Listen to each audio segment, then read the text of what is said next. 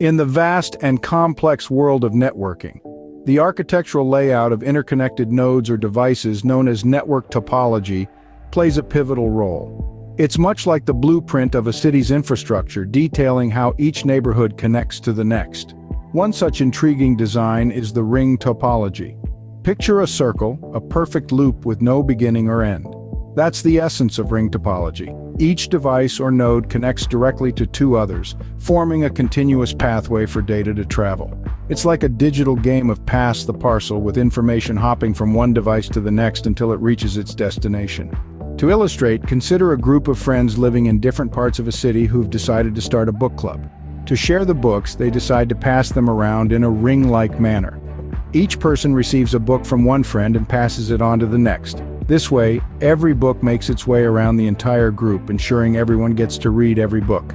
Likewise, in a network employing ring topology, each device receives data from one neighbor and passes it on to the next. It's an efficient, orderly system with data flowing in one direction, reducing the chances of data collisions. However, while ring topology can be a good choice for small networks, it has its drawbacks. For instance, if one node fails, it can disrupt the entire network. Using our book club example, if one friend moves away or drops out, the book passing chain breaks.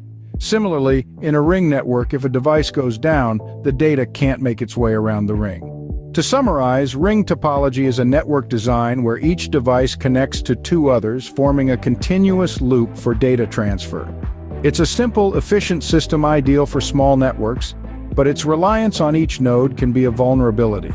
It's a bit like a chain, it's only as strong as its weakest link. In the grand scheme of network designs, ring topology holds its own unique place. It's a testament to the versatility and adaptability of network architectures, each with their strengths and weaknesses, much like the characters in a well-written book. And with that thought, we conclude our exploration of ring topology. Like the members of our imaginary book club, we've passed along some knowledge and hopefully gained some insights. Until next time, keep exploring, keep learning, and remember, the world of networking is as vast and varied as the world itself.